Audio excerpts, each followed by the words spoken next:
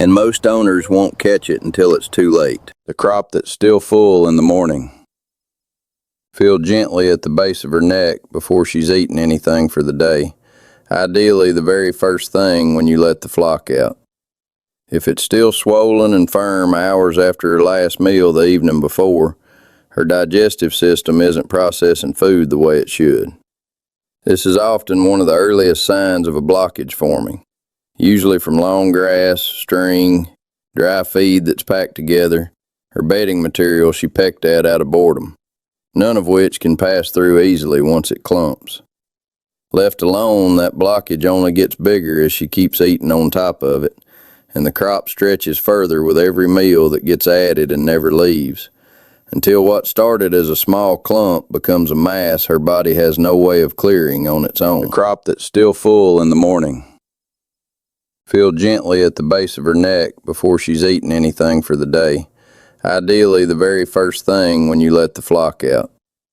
If it's still swollen and firm hours after her last meal the evening before, her digestive system isn't processing food the way it should. This is often one of the earliest signs of a blockage forming, usually from long grass, string, dry feed that's packed together, or bedding material she pecked at out of boredom, none of which can pass through easily once it clumps. Left alone, that blockage only gets bigger as she keeps eating on top of it, and the crop stretches further with every meal that gets added and never leaves, until what started as a small clump becomes a mass her body has no way of clearing on its own. The texture underneath your fingers. And this is where most people misread what they're feeling entirely. A crop that feels hard, firm, and almost like a small ball is different from one that feels doughy, squishy, or fluid-filled, like a tiny water balloon shifting under your fingers. Firm and full usually points to impaction, where solid material is physically stuck and packed together. Soft, doughy, and unpleasant to the touch usually points to something else entirely, a yeast overgrowth commonly called sauerkraut, where the environment inside is turned overly acidic and fermentation is taken over instead of normal digestion.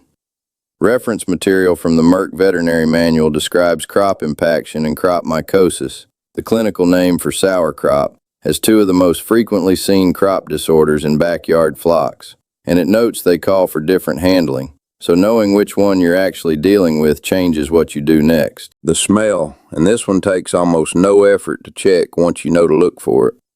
If you gently open her beak and catch a sour, almost fermented odor, like spoiled milk or old yeast left out too long, that's not something to ignore or explain away as just how chickens smell. A healthy chicken's breath doesn't carry that odor, ever. That fermented smell is often your clearest sign that sauerkraut has taken hold, because the yeast breaking down trapped, undigested food produces exactly that kind of sour byproduct as a natural side effect of fermentation happening somewhere it shouldn't be. By the way, if this is the first time you've actually checked your flock's crops instead of just glancing at their feathers and assuming everything's fine, hit subscribe now, because the next few signs are the ones that get missed, even by keepers who've raised chickens for years and think they'd already know if something was wrong. Regurgitation or drooling around the beak. A hen who keeps stretching her neck out and bringing food back up, or who has wet, matted feathers around her beak from constant drooling, is showing you a system that's backed up and trying to relieve pressure the only way it physically can. This is one of the signs where waiting even another day can let the problem spread fast, because that fluid and material sitting in the crop becomes an easy, warm place for infection to take hold and multiply, turning a digestive problem into something that can affect the rest of her body. A visible bulge that won't go down no matter what time of day you check. Most owners expect a full crop in the evening after feeding and don't think twice about it, and they shouldn't, because that part is completely normal. But if that bulge is still there the next afternoon, and the one after that, it stops being a normal part of her feeding cycle and becomes a physical blockage that her body cannot clear on its own no matter how much time passes. At that point, food keeps arriving on top of material that's already stuck, and the crop keeps stretching to make room for a backup that was never supposed to be permanent in the first place. And here's the part almost every owner reads completely backwards, the one that trips up even experienced keepers. A big, full-looking crop is not a sign your bird is thriving. People assume a plump crop means she's eating plenty and doing great. So when it stays full and round day after day, most keepers actually feel reassured by what they're seeing, not alarmed. That assumption is exactly backwards. A crop is only ever supposed to be full temporarily, right after a meal, and empty again a few hours later once digestion does its job. When it stays visibly swollen for a full day or longer, her body has stopped clearing it the way it's built to, and what looks like a well-fed, thriving bird is actually one whose digestion has quietly stalled underneath a body that still looks perfectly normal from the outside. This is the sign most people accidentally read as good news, when really it's the loudest warning on this entire list, hiding in plain sight the whole time. Weight loss alongside a crop that still looks full. And this one confuses almost everyone the first time they notice it, because it seems completely contradictory. How can a bird with a swollen crop be losing weight at the same time? But a blocked or infected crop stops nutrients from actually reaching the rest of her body where they're needed. Food is sitting there, not moving forward, which means none of it is being absorbed the way it should be. She can look full at the neck and still be running on empty everywhere else, her keel bone becoming more prominent under your hand week by week. And that gap between appearance and reality is exactly why this sign gets missed so often by keepers who are only looking, not feeling. Lethargy paired with a crop problem that hasn't resolved on its own.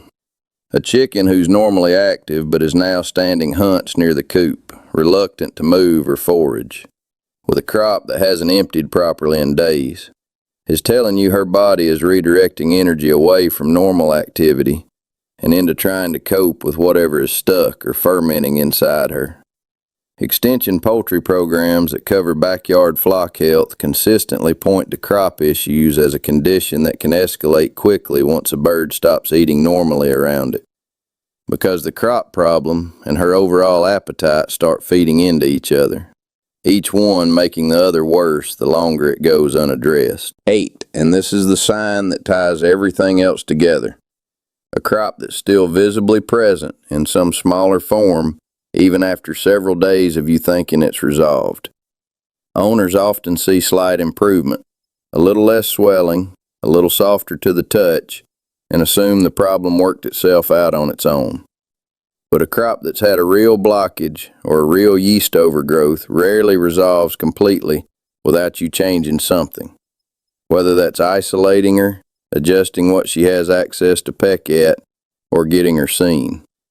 Partial improvement that plateaus is often just the crop finding a temporary balance around a problem that's still sitting there, not proof that it's actually gone. Now, catching these signs is only half the picture, because what you do in the first day or two after noticing them matters just as much as noticing them at all.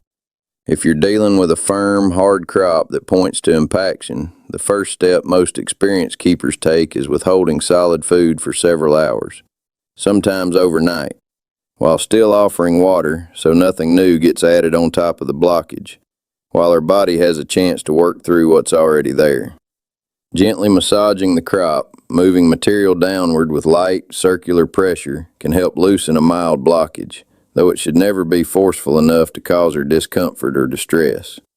If the crop hasn't softened or reduced in size after a day of this, or if she's showing the drooling, regurgitation, or lethargy signs alongside it, that's the point where home management has done what it can, and getting her seen by someone experienced with poultry, whether that's a vet or a knowledgeable local keeper, stops being optional. If instead you're dealing with the softer, doughy texture and that sour smell that points to yeast overgrowth, the approach shifts.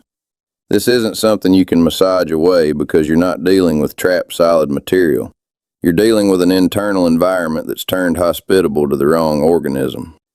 Isolating the bird from the rest of the flock matters here too, both to reduce her stress and to keep a close eye on her intake without the rest of the group crowding her out at the feeder.